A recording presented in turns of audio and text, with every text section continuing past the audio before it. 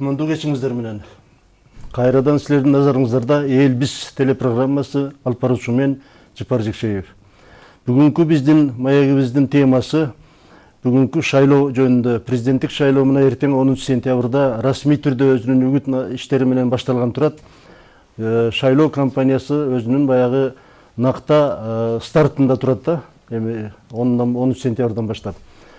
Бул маекке биз чакырган конокторубуз менен мен тааныштырып кетейин. Мына кыздын кыркчачылуу дейт Айнура Супекова, Жарандык платформа фондусунун директору. Ошондой эле Бакыт Жумагулов, президенттик шайлоо боюнча маалымдоо жумушчулар тобунун мүчөсү, маалымдоо таратуу боюнча жумуш тобунун мүчөсү. Бекбосун Бөрүбашев, юридика илимдеринин доктору. Ошондой эле Ажыбеков Шарченбай, бул бизде жазуучу, публицист, керек болсо коомдук ишмер, барлык жагында тең ушундай тең алып жүргөн жигиттердин бири. Мындай бир суроо болуп атат да бүгүн. Мына биз баарыбыз тең кичине анча-мынча артка кылчайып карай турган болсок, биз Совет доорунда жашап жүргөндө 100% административдик ресурстун алкагынан чыгалчу эмес элек да. Ал убакта бир кишини партия көргөзүп койчу. Аган баарыбыз тең чуркап барып, ырдап, бийлеп, белек пешектерин алып, өзүбүздүн милдетибизди аткардык деп кайра жыргап келер элек да баарыбыз тең. Ал жерде сөз да болчу эмес. Аган каршы талапкерди да кое турган шарт болбойт эле. Бир гана кимди тандаса партия, ошону шайлап коюп жүрө берчүбүз. Анан кийин баягы перестройка башталгандан кийин, мына артыкча 89-жылдардан кийин 91-92 жылга чейин ал убакта бир башка мезгил пайда болду да шайлоо. Ал убакта же демократия толук кандуу болбойт, же баягы авторитардык режимден да чыгып бүтө элекпиз. Ортосунда кандайдыр бир аракет кылып, эми көпчүлүк болбосо дагы ошо шайлоого катышкандардын азчылыгы өзүнчө баягы альтернативдүү талапкер катары чыгып, алардын колдой турган топтору чыгып, мына биз өзүбүз да ушундай башыбыздан өткөн. Ошентип биринчи күрөштү көрдүк эле да, башыбыздан өткөрдүк. Алгачкы күрөш деп коелу муну. Андан кийин 92-жылдардан 96-7 жылдарга чейин бул жерде уже мындай айтканда бир мыйзамдаштыруу, жаңы мыйзам шайлоо боюнча парламенттик баягы көзөмөлдөө күч алып, кадимкидей эле баягы альтернативдүү түрдө талапкерлер чыга баштады.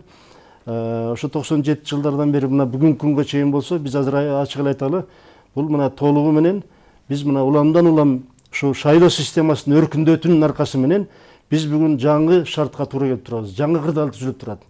Мына биз айтып атабыз, жаңы биометрикалык технологияны колдонуп атабыз. Бул жерден эч ким алдай албайт, ар ким өзүнүн каалаганын шайлайт, добуш берет деп атабыз. Бирок бүгүнкү күндө мына биз айылдарды, кыштактарды, ар кайсы региондордо болуп келдик. Кайсы жерге барсаң дагы, мисалы, сатып алып аткандар жөнүндө, добушка акча төлөп аткандар жөнүндө, үймө-үй кыдырып, конверт таратып жүргөндөр жөнүндө, белек печек таратып жүргөндөр жөнүндө көп маалыматтарды угуп келдик. Албетте муну эми тиешелүү органдар өзүлөрү текшерип алар.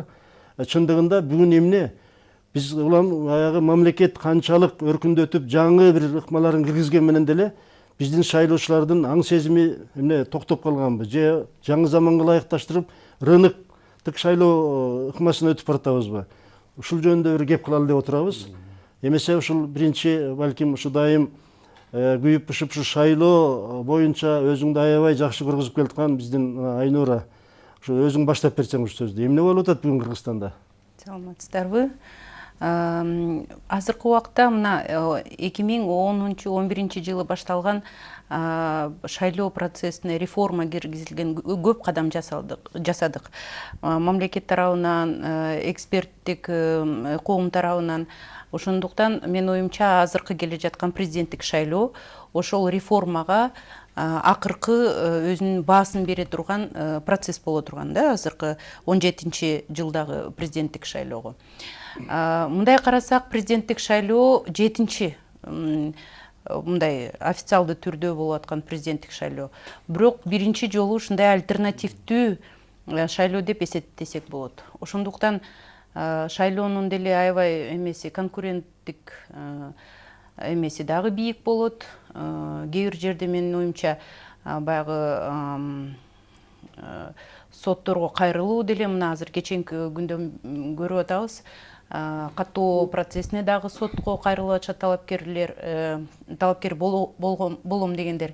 А бирок ошол эле убакта кандай бир мындай бизге эксперттерге кандай бир спокойствие болуп атат да, шайлоо процессине, именно добуш берүү процесске эч ким таасир эте албайт. Жалаң эле шайлоочу. Ошону дагы биз далилдеп айтып кетсек, мына канча жылдан бери шайлоо менен иштеп атабыз. Шайлоо процесси азыркы убакытта эч ким кирише албагандай, ошону мындай биз ошого жеттик деп айтсак болот. Бирок шайлоонун баасын жалаң эле ошол шайлоо күнү менен бербейбиз да. Шайлоого чейинки общий баягы биздин саясий ситуацияны, экономика ситуацияны, анан кийин азыркы убактагы баягы шайлоочулардын каттоо процессине дагы ошого дагы көп баа бериш керек болот да.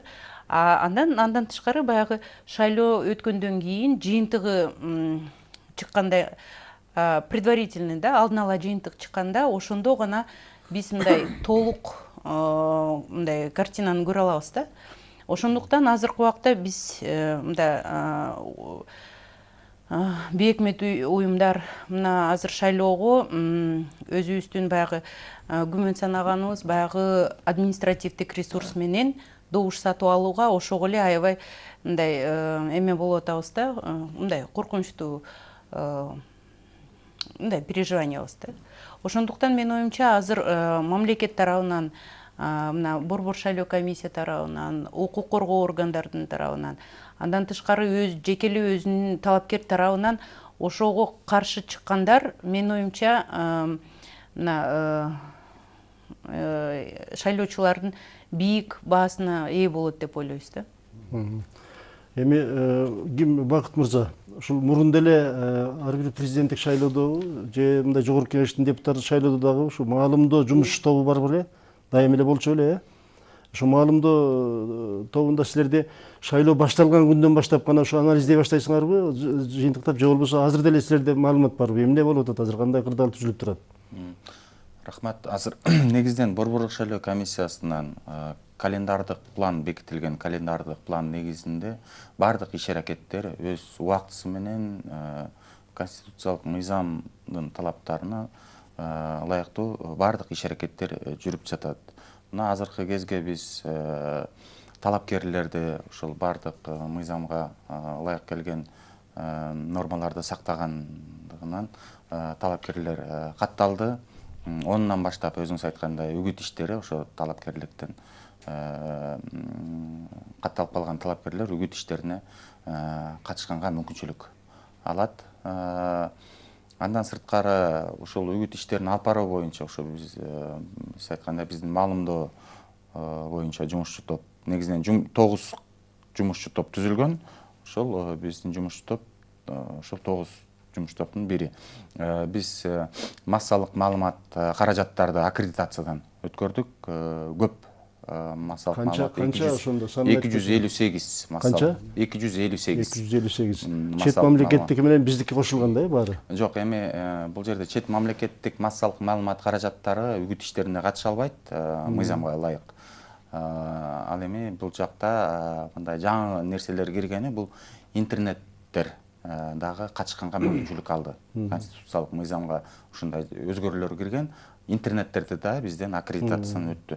Эми интернеттерди киргизгени биз мынтип ушул мыйзамдык талапка бардык жактарын ошо мыйзам чегинде алып баралы деген нерсе менен кабыл алынды деп ойлойбуз да. Анан мыйзам талаптарын бузгандар жоопко тартылып атышат. Азыр бир интернет аккредитациядан алынды, үгүт иштерине катыша албайт. Чагылган деген. Башка боюнча бардык талаптар боюнча анан айтып кеткендей жаңы модель киргизилген. Бул модель парламенттик шайлоодо иштелди, жергиликтүү кеңештердин депутаттарында ийгиликтүү иштелди. Өткөн референдумда дагы бул модель өзүнүн эффективдүүлүгүн көрсөттү. Мына азыр ошо эми президенттик шайлоодо өткөрүү менен жалпысынан бардык этаптарда ушу биз жаңы модель менен шайлоону өткөргөнүмүн далили деп. Жанагы сен айтып атпайсың, чагылган деген ушул алып койдук деп атпайсыңбы интернетте, мындай. Кандай критерий менен ушуну карайсыңар да силер? Эмне кандай? Эми негизинен бул жерде эми үгүт баштала электе негизинен массалык маалымат каражаттары, интернеттер үгүт иштерине катышпаш керек. Бул мыйзамдын бир талабы да. Андан сырткары эми биякта кандидаттар дагы бар, баардыгы карап атат да. Алар жазышат ушундай далилдер менен. Анан бизде үгүт иштерин контролдоо боюнча дагы бир жумушчу топ бар. Алар карашат, чакырат, тиги арыз жазганда чакырат, күнөөлүү жактарды дагы арыз боюнча талап кылып аткан жакты дагы чакырат, ошону менен каралат. Андан кийин ошолордун чечими борборлук шайлоо комиссияга чакырылат. Ал жакка дагы ар тараптар чакырылат, анан ошол жерден гана чечим кабыл алынат. Баардык жагы илектенип каралат да. Ошентсе деле кээ бирлер кайра сотко берет. Сотко бергенге дагы мүмкүнчүлүктөр бар. Буда дагы сотко берилген, бирок сот ошо БШКнын чечимин күчтүү калтырып койду. Бекбосын мырза, өзүңдүн пикириңди айтсаң да, мына юридикалык жагынан, укуктук жагынан, мисалы биз азыр көрүп атабыз, мына мен өзүмдүн көргөнүмдү айтып атам да азыр, мисалы үгүт иши баштала электе эле үгүт мындай түз ачык жүрбөсө дагы тымызын жүрүп атат да көп жердечи. Жанагындай эле белек акча тараткандарды, пакет тараткандардын баарын өзүбүз угуп да атабыз, бизге айтып да атат, көрүп да атабыз. Мыйзамдын бул эмне ушу жетишпей атабы дагы, биз эмне үчүн ушу тие албайбыз да, эмне үчүн мамлекет болуп туруп, ошол биз баарын тең бирдей калыпка алып келтире албай, кимдин колунда бар капчыгы калың болсо бүгүн элди добушун сатып алууга коркпой үркпөй эле жүргүзүп атат баардык жерлерде. Андай маалымат көп да бизде. Эмне себеп болуп атат ушул юридикалык жагынан биз ушуга мындай бөгөт кое албай атабызбы? Туура айтасыз, саламатсыздарбы, урматтуу замандаштар, кымбаттуу шайлоочулар. Мына чоң саясий процесс жакындап келатат. Анан сиздин сурооңузга мен так жооп берейин. Бизде мыйзамда жетишпеген жак көп бар да. Эң биринчи шайлоодо болсок, мисалы үчүн шайлоо, жана сиз өзүңүз айтып кеттиңиз, бирок сиз айтканда беркеле Совет коомунан бери айттыңыз да, чындыгында биздин ата-бабаларда шайлоо болгон. Ошол эле бийлерди шайлашкан, болуш деп коюн волостной правитель ошолорду шайлашкан, хандарды шайлашкан да, шайлоо биздин каныбызда бар. Анткени көчмөн цивилизациясында туу чокусу демократия болгон. Ошон үчүн шайлоо болуп келген, муну бизге ойлоп тапкан жокпуз. Бул бир жак. Экинчи жагы, шайлоо деген эмне? Шайлоо деген демократиянын түз формасы, мамлекеттик бийликти ишке ашыруунун орнотуунун механизми жана эл бийлигинин нээси экенин далилдеген теория эмес да. Ошон үчүн ошону шайлоону биз карашыбыз керек. Бул бир жак. Экинчи жагы болсо, мына президенттик шайлоого баратабыз. Сиз абдан туура айттыңыз да, мисалы үчүн мыйзамда кандай жетишпеген бар депчи. Мыйзамда көп жетишпеген бар. Мен ошо мыйзам жагынан баштайын. Мына биздин баш мыйзамдын 60-биринчиси боюнча президент мамлекеттик чоң башкы кызматта турган адам, мамлекеттин башкаруучусу, башчысы. Бул ушундай деген жобо бар. Андан кийин 62-бирине боюнча азыркы убакта президентке талап боло турган кишиге 5 гана талап коюлган. Калган талаптардын бүт бардыгы жана сиз айткан ушул жактан келип чыгып атат да. Бул кандай талаптар болгон? Эң биринчи жарандуулук болуш керек. Кыргызстандыкы, экинчиси баягы Кыргызстанда жашаш керек, кыргыз тилин билиш керек, анан 30 миң кол чогултуш керек деп ушинтип гана 5 гана талаптарды коюп койгон. Аякта эч кандай акча каражаты боюнча, фонд боюнча сөздөр жок. Бирок бизде азыр эми ачык айтканга мажбур болуп атабыз. Мисалы үчүн бизде баягы сиз да өзүңүз да сөзүн башында айтып кеттиңиз. Бизде башта 25 жыл мурун ахлакраттар бийлешкен, андан кийин кландык системанын өкүлдөрү бийлешкен, анан партократтар, эми азыр болсо олигархтар келди да. Мына ошо олигархтар өздөрүнө ылайыктуу мыйзам жазып алышкан. Ошол жерде эң биринчи, мисалы үчүн президентке талапкерби, депутатка талапкерби, жогорку кеңештин, сайылдык кеңештинде биринчи орунда каражат чыгып калды да. Мисалы үчүн акчаң барбы? Партиянын кассасына кошконго, же болбосо шайлоо фондусун түзгөнгө, же болбосо ар кандай шайлоо иштерин түзгөнгө акчаны биринчи орунга коюп коюшту. Баалдык өзгөрүп кетти да. Идеялык жактан саясий платформа, көз караш деген ал тиги стройдун аягында калып калды. Ошон үчүн шайлоо чындыгында бул саясий процесс да. Биринчи орунга саясий көз караш чыгыш керек болчу. Мына биз ошон үчүн биз концепциясын кайра карап чыгыш керек. Мына мен БШКнын өкүлдөрү турат, калган менин коллегаларым турат. Биз азыр ушундай тегерек столдорду көп болот. Ошондо биз эмнени мындай кеп кылабыз, технологиясын гана айтабыз да. Азыр деген тиги биометриканы киргизип койдук, анан биз өзүбүз санабайбыз, тиги компьютер санайт, алардын бүт барысы технологиясы. А негизги өзөгү бузулуп калган. Ошон үчүн биз өзөгүн карашыбыз керек дагы, ошол боюнча жооп берсек, ошол боюнча иш алып барсак жакшы болмок. Ошон үчүн мына карап көрсөңүздөр, Кыргызстанда саясий элитим үчүн алмашпайт. Анткени шайлоо системасы иштебейт. Шайлоо мына 10-жылдагы шайлоодо азыр айтып атабыз, 10-жылдан кийин оңолуп калдык деп, кайда оңолуп калды? 10-жылдан кийин мандат саткан ачык өттү. Базардагыдай. Базарга барып карточка аласызбы, торпак аласызбы, ошол сыяктуу эле отуруп айтат, ай, депутат болгуң келеби? Мандат алгың келеби? Биринчи орунга кирсең баланча $1000, экинчи орунга кирсең түкүнчө $1000 деп. Айтып атабы ошентип? Айтып атат. Анын баарысы мыйзамдаштырып алышты. Азыр карасаңыздар, мына жанагы 13 киши калды.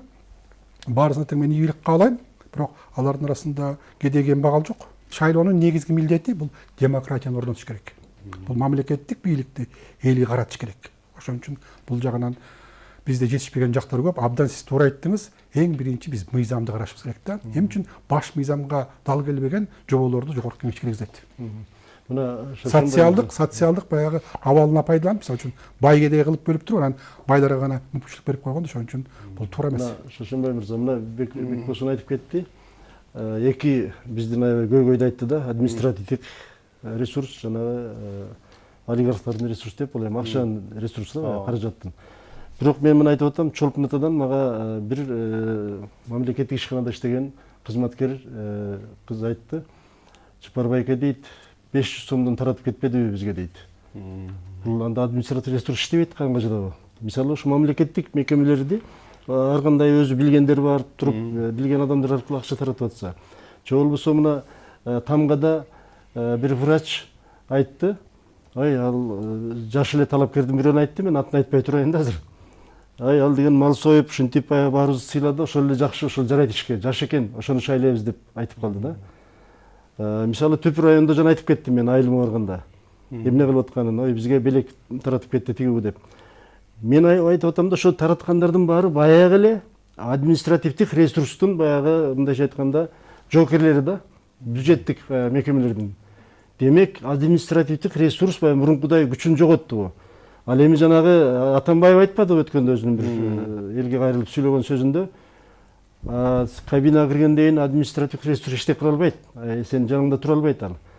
Жанагы каржылоо, финансовый ресурс ал дайым сен саныңды жылытып турат дегенди сөз айтты да, жаныңда турат.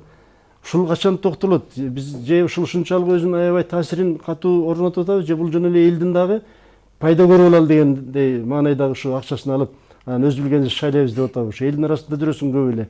Өзүңдүн оюңду айтсаң да, ушул кандай? Рахмат. Саламатсыздар. Эми шайлоо баарыбыздын ушу жүрөгүбүздө өтүп турган нерсе, бүгүнкү күндө Кыргыз жаранын негизи бул конституциялык мыйзам ушул шайлоо боюнча эгемендүүлүктүн башында эле мен ойлойм ушу туура эмес сөзү башталганда, ошонун асабын чегип атабыз го дейм. Ошонун оң жагы да бар, сол жагы да бар. Жакшы жагын да көрүп атабыз, жаман жагы көп болуп атат. Эми жана сиз да айтып кеттиңиз, Совет доорунда кандай болгон? Кандай? Ал кезде өзүнчө критерий менен шайлаган, тиги болуп, ошол сыяктуу нерселер калбай калган. Адамдык ресурска көп көңүл бөлбөй калган. Ким болуш керек шайлоо, ким депутат болуш керек или ким президент болуш керек деген нерсе жок да. Бизде демократия деп каалаганын кое бер деп, ошо менен кетти, анан ошол айланып жүрүп отуруп, жана акча маселесине кетип калды да. Көптөр, анан байлар анан кирип кетти. Анан мындан ушуга чейинки депутаттык шайлоодо, депутаттык немелерде көбүндө ошо жанакы олигархтардын кирип кеткенине дагы ошо болуп калды да. Эми сиз дагы сиз жана айтып кеттиңиз, чын эле Кыргыз башынан эле шайлоо өткөрүп келген. Ошондо деле бийлерди шайлаганда муну болгондо болгон, сатып алуулар болгон, тууган тушканды тарткан. Ал нерсе колдонот. Баары бир кандайдыр бул шайлоолордо колдонуп калат. Аны биз жоюшка азыр 100% жетише элекпиз. Бирок элдин сознаниясы көтөрүлдү деп ойлосок болот. Административный ресурс же болбосо тигил мисалы акча таратуу деп атабыз. Эми муну мурункуга салыштырмалуу мен ойлойм, административный ресурс мурункудай колдонбойт го деп ойлойм да мен. Жана потому что элдин жанакы мындай да бизде мамлекетибиздин экономикалык абалынан байланыштуу болуп атат да, ушул көп нерсе. Элим үчүн ошого байланышып атат. Элдин бир жумушсуздук болуп атат дегенде, убактылуу болсо дагы ушу айылыбызга, ошо жерибизге бирдеме сурайбыз деген ушундай талаптар болуп атат да көбүндөчү.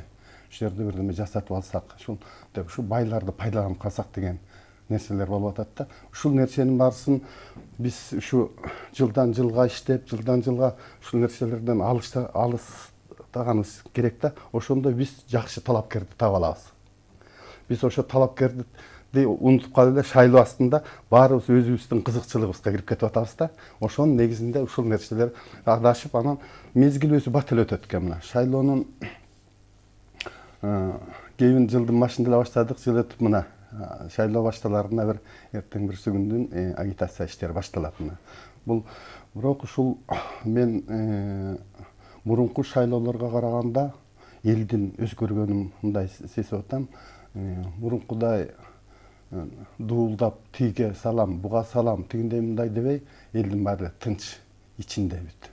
Жанакы президентибиз деле айтып кетпеди ушундай жана таса шайлоо боюнча азыр бүгүнкү күндө көп иш-чаралар жүргүзүлүп атат. Салыштырмалуу Кыргыз жеринде демократиялык көп иш болуп атат. Мындай мен ойлойм да, таса шайлоо жагына көп сиз дагы коштолуп барышыңыз керек.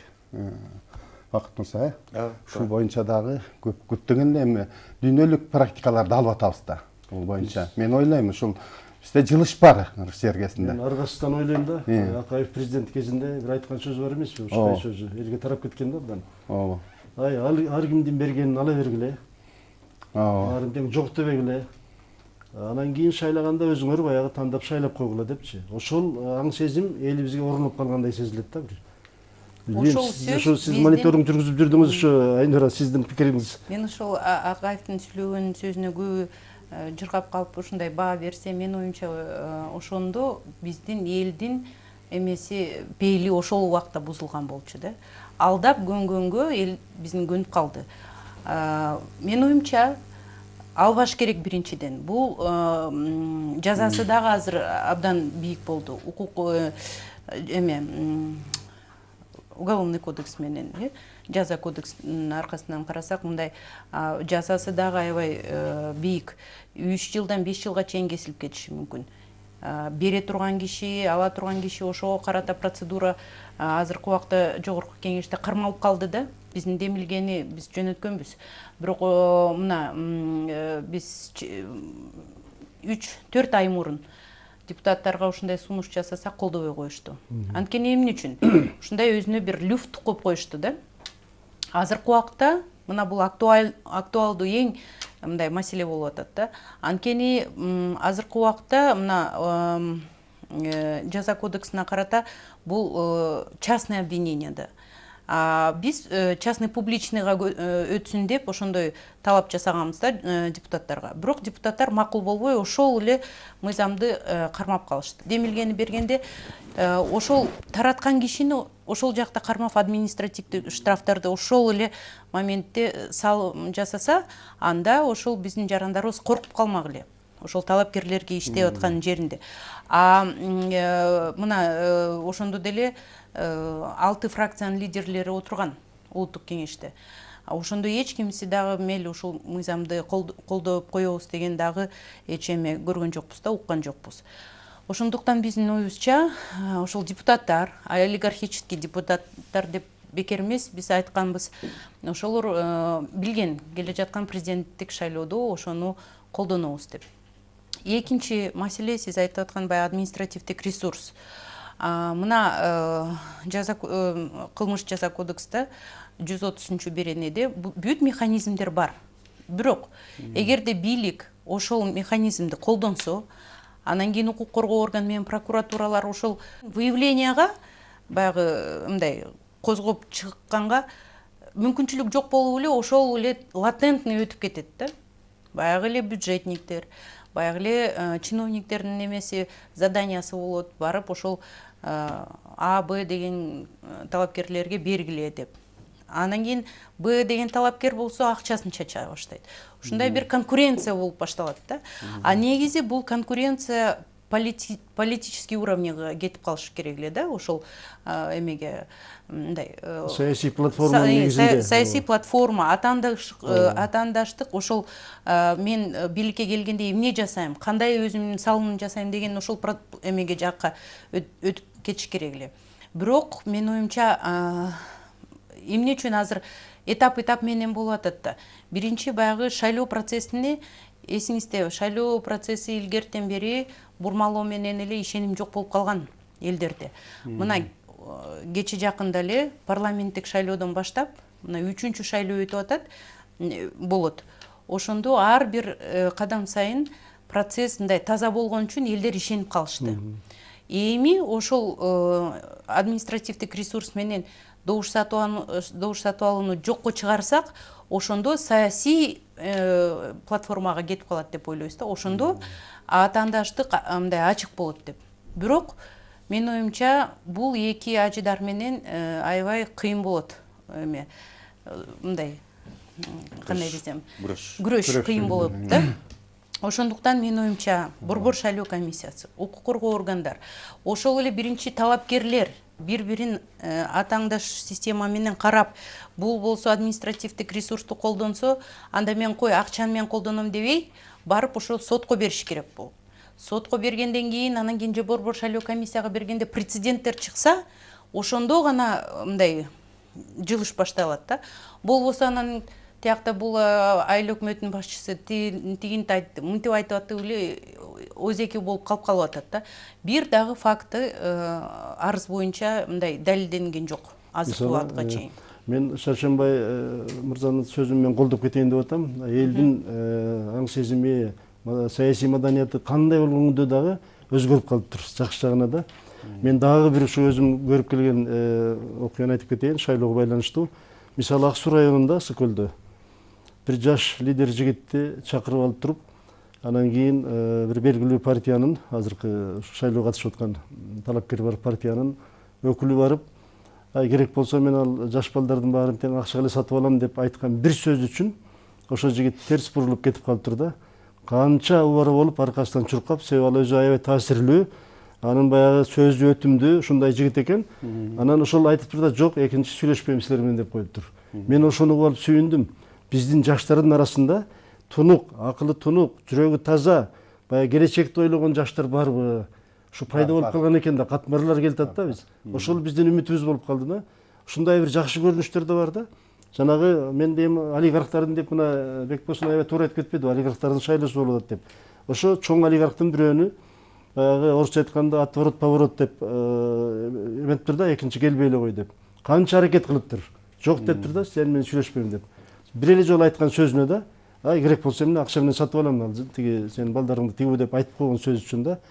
Бүгүн эч кимдин атын айтпай атпайбызбы? Ушул мен айтайын дегеним да, эми ким Бакыт шайлоо сен биринчи жолу катышып аткан жоксуң да мындай шайлоо компаниясына, туурабы? Анан бүгүнкү жаңы технология Кыргызстанда кирип аткан, көп мамлекеттен келген байкоочулардын баары айтып, жогорку баасын берип кетпеди беле? Абдан таза шайлоо болуп атат деп. Бүгүн чындап эле биз ошондой бир таза, эми баягы адамдык факторду айтпай туруп, адам болгон жерде эме алдамай, азгырылмай болбой койбойт экен да. Бирок мамлекет тарабынан көрүп аткан чаралар максатка ылайыктуу бүгүн кандай деп ойлойсуң? Туура айтасыз. Бул шайлоого мен айтайын деп аткам, эл аралык байкоочулар дагы көп кызыгып атышат. Кандай болуп атат? Мына өткөндө СНГники келди, ОБСЕнин байкоочуларынын башчылары келип туруп, алар дагы айтып атышат, ушу сиздердин эми ушул бир нече шайлоодо өткөрттүңөр, эми ушу президенттик шайлоосу ушундан дагы кандай өтөт экен деген мындай кызыкчылык менен карап атышат. Кээ бир кошуна өлкөлөр ушундайларды биз өзүбүзгө киргизсекпи деген маселелерди дагы айтылып калып атат. Ушул технологиялардын мындай жетишкендиктерин билишип. Анан ушу айтып аткандай эле добушту сатып алуу бардыгыбызды ойлонуп туруп эле жатат. Анан өткөндө президентибиз дагы ушинтип кайрылуусунда ушул маселеге көңүл бурганы биз үчүн дагы баардык ошо шайлоо системада иштеп аткандар сүйүндүрүп жатат. Бердики туура айтып атасыздар. Биринчиден шайлоочунун биздин жарандарыбыздын аң сезиминин маселеси дагы өйдө болуш керек. Ушул жактарды карап да, эми мындайча айтканда, сиз айтып аткандай, мына жаштардын эле сөздөрү айтып атышат. Мына буюм сатып алса болот дейт. Кийим сатып алса болот. Дагы бир нерселерди сатып алса болот. Адамдын добушун кантип сатып алат, ошого кандай адам барат деген сөздөр дагы азыр мен угуп калып атам. Көп жерде бул сүйүндүрүп атат бизди. Убагында ушул жаман сөз кеткен, сиз айткандай жанагы добушуңарды сата бергиле, анан кабинадан өзүңөр чечип алгыла деген нерсе, ошону мен укканда дагы мен таң калгам. Кантип ушундай сөзгө айтканга мамлекеттин башчысы болуп кантип барды деп мен анда жаш элем, бирок ошондо мен эсимде калат экен да, кантип барды деп ошондо. Анан азыр ошо президентибиз ушинтип айтканы себеби ушу жаңы моделдин ушул система киргизүүнүн дагы колдоочусу ошо Алмазбек Шаршенович болгон. И, конечно, анан айтарыбыз, негизинен ушу добушту сатып алуу биз дагы кайрылып кетет элек коомчулукка. Бул рак оорусуна барабар да. Себеби ошол добушту сатып алган кандидатпы, талапкер ал келип алып туруп ошол жарандын, шайлоочунун маселесинин көйгөйүн чечпейт. Ал ошол канча деген миллион акча кетип атат ошол добушту Кыргызстанда сатып алып ушинтип өтүш үчүн да. Анын биринчи максаты ошол акчаны кайтарыш керек болот. Аны кантип кайтарат? Кыргызстанга ошол шайлоочуга кызыкчылыгына келбеген чечимдерди кабыл алуусу менен кетет. Бул негизинен коопсуздук деңгээлде, улуттук коопсуздук деңгээлде караш керекпиз да ушул добуштарды сатып алуу маселесин. Сарчанбай, тегеле мына сен Алык Лосмонов жөнүндө аябагандай жакшы чыгармаларың бар, китеп жазып жүрөсүң. Ал адамдын керемет кандай адам экенин Кыргыздын баары билет. Эми сен мындай ой жүгүртүп жооп берсең да, ошол мисалы адамды биз канткенди тарбиялайбыз. Жана Бекбосун мырза аябай бир жакшы ойду ушундай таамай айтып кетти. Шайлоо дейт. Шайлоо бул мамлекеттик демократияны өркүндөтүү, мамлекетти түптөөнүн инструменти деп, куралы деди. Шайлоо аркылуу баары түптөлөт, туура, бийлик да түптөлөт. Биз ошол убакта, мисалы мен жөнөкөй пенде, шайлоочумун. Анан мен кантип мага акча берген адамды мен кантип шайлайм? Ал мага жакшылык кылабы келечекте? Мен балдарыма, неберелериме ошо жакшылык келечек курабы же менден алган акчасын башка жерден дагы 10 эсе, 100 эсе suurуп алабы? Кандай деп түшүнсө болот? Сатып алдым бул. Өзүм эми шайлоо компанияларында көп иштеп калдым. Эл менен аралашып жүрөбүз деген болуп дегендей. Бул шайлоодо кээде элдер бирөөнүн акчасын алып эле салбай эле коюп атат. Бирөөнүн оокатын жасатып алып эле салбай эле коюп атышат. Ал чын алып эле атышат. Алып эле салбай эле башкага деле салып атып. Бизде азыр мисалы мына ушу 5 киши ушул жерде биз акча албай эле салабыз. Бизге келип акча беребиз деген. Ушундай өзүнчө бир 20-30% эл бар. Булар жөн эле барып салабыз бизге. Биз бирөөнүн акча күтөбүзбү? Бизге алып келе кой. Бизге алып келбесе барбайм депчи. Анан ошол сыяктуу эле агитация иштерин катуу иштесе, азыр ар бир талапкер өзүн көргө салса, дагы бир 20% жөн эле талкалап койсо болот. Дагы бир 20%ке акчасыз эле талкалап койсо болот. Агитация иштеп, аттап күчтүү кылыш керек да. Күчтүү кылып туруп өзүн көргөзсө, эл ойлойт. Чындык эле бул ушундай адам экен, ушул бизге жарайт. Ушул бизди алып кетет. Ошо лидер дегенге барыш керек. Ошондо бир жок дегенде 50% мындай тасалап алсак болот. Анан калган жарды элине, жарды эл баары бир. Ал кишилерди биз оңдош кыйын. Жарды элди жарчу, биздин жарды мындай акчасы жок. Үйүндө бүгүнкүгө ошо жарды элдер боюнча кичине кыстырмада азыр кечирип кой. Ооба. Мен Асанбай микрорайонунда жашайм да, Бишкекте. Ошол жерде жаш балдар, мектепти бүткөн тең туш балдарчы. Эртең менен чыгып баратсам, ата журттун парламенттик шайлоодо да ата журттун майкасын кийип алыптыр, футболкасын. Ата журт жакшы иштеп аткан экен деп койдум да. Түштө үйүмө кирип келатсам, республиканыкын анда эки партия биргелек болчу. Анан кечке маал карасам, ошол эле балдар СДПКныкын кийип алыптыр майкасын. Бул эмне деген сөз? Ошол балдар акча таап алгандан бир айласын таап алыптыр да. Ошо биз балдарыбызды, ошо муундарды бузуп атабыз да. Аларды адамкерчиликтен чыгарып, аябай тескери жакка бир тарбиялап атабыз өзүбүз. Беке, сенин сөзүңдү бөлүп койдум. Бул жерде мындай да, биз баягы өзүбүз карап туруп, биз минтип атабыз да. Мен ушул силерден сөзүңөрдөн байкап атам да. Акча берген күнөө эле эмес. Ошондой системаны түзүп койгон бийлик да күнөө эле эмес. Акча алып шайлоодо добуш саткан киши күнөөлүү болот да. Тоса ушканда олигарх да күнөөлүү эмес. Администрация да күнөөлүү эмес. Эл күнөөлүү болуп калат да. Ошону биз элге берип атабыз. Бул туура эмес, мен буга макул эмесмин. Эми үчүн дегенде менден да сурашат да, ким жеңет депчи, фамилиясын айтат. Мен баягы пайгамбар болгону айтам. Бирок мен бир нерсе айтам да, Кыргызстанда бийлик менен гана байлык жеңет депчи. Азыр мына карап көрсөңүздөр, администрацияда отургандар акчалууларга атакка өттү да. Булар акча берип атат, ошолор барып ошо сайланат депчи. Анткени калган менен эсептешпейт. Алар билет, алардын негизги конкуренти ким? Бай киши. А бай киши айтат, жок дейт, бул адми ресурс дейт да. Мына ошон үчүн ушул жагын караш керек дагы. Менин оюмча, жана сиз тиги Аскар Акаевичтин сөзүн айтып кеттиңиз, ал бергендин баарысын Алла дагы, анан тиги бияка берген депчи, каалаганын ыргылайт. Бул баягы келечектеги шайлоо системасынын концепциясын берип кеткен да. Шайлоо системасы байлыкка, анан бийликке танат деп ошо киши айтып кеткен. Ошондон биз арал албай атабыз. Мамлекеттик бийликти түптөп атабыз, калыптандырып атабыз. Мамлекеттин башчысын шайлап атабыз, депутаттарды шайлап атабыз. Ошон үчүн бул публичный право. Ошон үчүн мына Айнуранын айтканы менен толук кошулам. Эмне үчүн ушулар оңдошпойт? Баягы элдин оюн айтып, мына эл биз деп атпайбызбы? Ошо элдин оюн айта турган болсок, биз ошонун проблемасын ачык айтышыбыз керек. Анан жөн эле сыйпаттап эле силер добушуңарды сатпагыла, антпегиле, митпегиле деген ал болбогон сөз. Бул экинчиси, үчүнчүсү шайлоонун кепилдиги болот.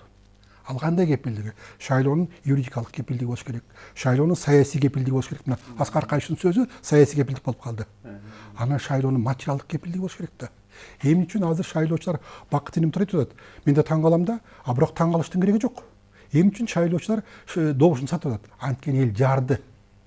Шайлоонун материалдык кепилдиги жок. Байлык бүт бардык 3%, 5% адамдардын колунда калып калды дагы. Эми ошолор биринчи 25 жыл мурун сиз демократиянын башында тургансыз. Мына сиздердин дагы жетишпеген жагыңыздар бар. Мынагы баягы тиги битке чөшүп көйнөктөрдү деп коммунисттерди кууп чыгып, бирок өөнүгүнүн жолун бере алган эмессиздер. Эгерде адамдын турмушу жетиштүү болсо, мисалы үчүн мен 500 сом болобу, 1000 сом болобу, деле 100 доллар берсеңиз дагы шайлабайм. Анткени мен жетиштүү оокатым бар. А элдин көпчүлүгү эмне? Жарды. Жумуш деген жок, ошон үчүн мына шайлоо келип берип атат. 500 сом алса алып, балама тиги небереме чокой алып берейин, балама көйнөгө апарайын, тигин деген абалга жетип калдык да. Ошон үчүн мунун бүт баардыгын тегиз караш керек да. Биз отуруп алып эле анан шайлоого баргыла, бирок ал андан эл жадап бүттү. Эл керек болсо бизден акылдуу да. Мен Бекбосун кечирип кой. Мына биринчи айткан сөзүңдү мен колдойм дедим эле, аябай таамай айттым. Бул сөзүңө мен кошула албайм. Эл жарды эмес бүгүн Кыргызстандачы. Анан кийин бул байлыктын дагы салыштырмалуу түшүнүк да бул. Мисалы канча чоң чириген байлар бул ач көз дагы бай болгусу келет. Ал токтобойт. Сабырдуу адам, ыйманы таза адам, мындай орто заар адам, жөнөкөй эле биздин жарандар катардагы пейили жакшы болсо, сабыры болсо ордунда, жүрөгү таза болсо, ал кой Кудайдан коркуп, мен ушу жаман бал ишке аралашпайын деп ал ток киши да. Ал деген мына биздин арабызда чыккан кыргыздын элитасы, баягы жазуучулардан баштап, тарыхчылар, окумуштуулар, таланттуу артисттерибиз болобу, алардын баары деген эч качан бай болгон эмес.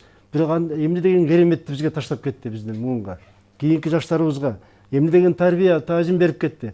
Алар деген кедей болсо алар деле эмедет эле да. Мына бул жерде адамдын өзүнөн болот да. Анан кийин албетте бирөө 5 миллион сому бар, бирөөнүн 500 сому бар балким банкта, бирөөнүн эчтекеси жок. Бирок эчтекеси жок адам балким тигилерге караганда бай болушу мүмкүн. Ички бай, руханий дүйнөсү бай болушу мүмкүн. Адамкерчилиги аябай таза болушу мүмкүн да. Ошон үчүн баардыгын тең эле материалдык жактан карабашыбыз керек деп ойлойм да. Кандай дейсиз? Мен жооп берип коеюн мындай. Эркин болгондон кийин бул жерди кесип таштайсыз, эртең билем баары бир чак. Біз мындай деп айтайық. Коммунистик коом ыймандуу коом болчу. Социалдык адилеттүүлүк бар болчу. Есть такое понятие социальная справедливость дегенчи. Мына ошондо бар болчу. Азыр ыймандуу коомбу? Коом кандай болсо адам ошондой болот. Ошон үчүн коом деген адамдан турат да, адамдардан турат. Бирок башка нерсе эмес да. Коомду түзгөн бул система болот. Жанагы концепция болот. Мисалы үчүн Аскар Акаевдин сөзү мына ошо коомду шайлоо системасын бүт баарысын бузду. Туура эмес нерсе да Мен бул. как раз Бекбосун байке менен мындай биякта өзүмдүн макулдугумду эме айта кетет элем. Анткени биз баягы бейөкмөт организацияларды баягы эме деп коюшат да, силер дайыма келип орто жолдо бут каралашып эле жүрөсүңөр, силер кимсиңер деп бизди болсо общественный наблюдатель деп четке кагып коюшту процесстен. Мейли дедик биз. Ошол эле убакта эмне үчүн основаниясы кандай болду десем, силер келип ушундай процесске аралашып, анан кийин булар мындай эгерде талапкер тарабынан байкоочулар ошолор барып сотко кайрылсын деп ушундай жаңы мыйзамга киргизген да. Биз болсо макул дедик. Мына кече жакында каттоо процессинде бүт талапкерлер кайра бизге эме кылып атышат, кайрылып атышат. Карап койгула, мыйзам бузулуп атат, борбор шайлоо комиссия ушинтип атат деп. Мен сөзүм ошол эмеге карап атат да, биздин парламентте азыркы убакытта 120 депутат катталса, кече 30% отурат. Калгандары бүт азыр региондордо иштейбиз деп иш кылып жүрүшөт. Шайлоо компаниясына кошулуп жүрүшөт. Шайлоочулар дагы ойлойт. Барып ошол эле акчаны алайлы, сиз айткандай экономикалык кырдаал аябай кыйын болуп атат. Анда булардан жооп жок болсо, мындай жоопкерчилик жок болсо, анда мен дагы барып ошол эле акчаны алып алайын, бекер берип атканда. Ошол бири-бирине мындай коом, сиз айткандай коом ушундай болуп калды да, коомдун кандай десем, пейили бузулду. Талапкерлерге катуу жазасы мындай практика түрдө болсо, ошондо деле булар бергенден дагы тартынат. Экинчи мына административдик ресурсту дагы эгерде начальник айтып бар, ошол топтоо адам ошол добуш бери десе, мисалы үчүн өзү барып алып ошол арызды жазса, ошондо гана мындай коом өзгөрүлөт да. А эгерде унчукпай коркуп ошол местасын, рабочий местасын жоготом деп унчукпай барып кой, мен ачкылактан тынчкылак барып эле берип коеюн, мага уже бара бер, кимиси болот президент деп ошондой элдин пейили бузулуп баратат да. Ошондуктан канча техника каражат киргизбесең деле, аң сезим, адамдын аң сезими башкача болор үчүн биринчиден мамлекеттик органдар өзүнүн ачык, таза эмесин көрсөтүш керек. Жакшы, Айнура жыйынтыктоо сөзүн айтты окшойт. Эми 2 сааттан 1 мүнөттөн айтып кетсеңер да, өзүңөр гана катары. Азыркы кезде бир шайлоочу, бир добуш деген принцип иштеп жатат.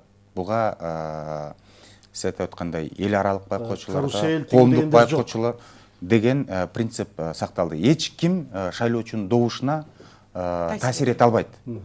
Шайлоочу кайсыл талапкерге добуш берем десе, ошол талапкердин добушу кабыл алынат. Анан бирок азыр дагы ошо алдам добушту сатып алуу менен дагы алдаган нерселер да болот. Бизге маалыматтар жетип турат да. Мисалы, жана кол тамганы бизге бердиң эле, эми добушту дагы бизге бериш керексиң деген нерсе менен дагы алдап жатыштыр талапкерлерчи. Андай нерсе жок. Кабинат чечет. Азыр кыскача жөнөкөй эле шайлоочулар бизден ашык билип атат да. Ушул нерсеничи биз айтып атканда эле жөнөкөй шайлоочулар ушундай сөзгө келип атышат. Административный ресурс, мындайча айтканда, күчкө салуу менен сен муну шайла дегенге барбашы мүмкүн деп атат. Бирок бул бардыгынын немеси ушул балким компьютерный технология ошондон бузулушу мүмкүн деп атат. Ошол жер менен жасап кетиши мүмкүн. Атисикке айткандай мен кошулам, элди күчкө сала албайт баары бир. Анткени ошол эле бюджетный кызматкерлердин айлыктары эле зыргаткыдай айлык эмес болуп, ошолордун өзүнчө бир нааразычылыктар бар да, ич арадачы. Анан ошон үчүн ал жерге биз айта албайбыз, административный ал жерге аябай эле 100% иштеп кетет деп. Жанакындай жактар бар да. Анын баарысын убакыт бүтүп калды. Эми бир-эки эле сөз. Урматтуу шайлоочулар, саясий процесске баарыбыздын жакшы уралы, жүзүбүз келечегибизди карайлы, ойлойлу. Мындай айтканда мен айтат элем, шайлоо өткөзүүнүн башкача механизмин карашыбыз керек да. Бүгүнкү сөзүбүздү жыйынтыктап атып, акыркы ушу телекөрүүчүлөргө кайрылып кетели. Урматтуу шайлоочулар, урматтуу мекендештер, биз деген өтө тарыхый босогодо турабыз. Биздин келечегибиз кандай жол менен кетет? бизде чындап эле Кыргызстанда туруктуулук орноп, ушул башталып келаткан бир жакшы саясатыбыз, Кыргызстанды дүйнөгө тааныткан бир жол жоболорубуздун баары уланып кетеби? Же болбосо кайра дагы бир эксперимент болуп, жаңыдан баштап, баягы кайра жаңы революцияларды баштайбыз дегендер болобу? Иши баарлыгы силердин ичиңерде, силердин дүйнөңөрдө, силердин акылыңарда, силердин жүрөгүңөрдө, силердин келечегиңер өзүңөрдүн гана колуңарда. Ар кимиңер өзүңөр терең ойлонуп туруп, чындыгында эле өзүңөрдүн баягы келечегиңерди сатпасаңар, ошондо биз оңолобуз. Ар бирибиз өз үлүшүбүздү кошолу, келечегибиз үчүн, балдарыбыз, неберелерибиз үчүн жүзүбүз жарык болуп жашайлы. Рахмат, анда ушу менен биздин телеберүүбүз аяктады.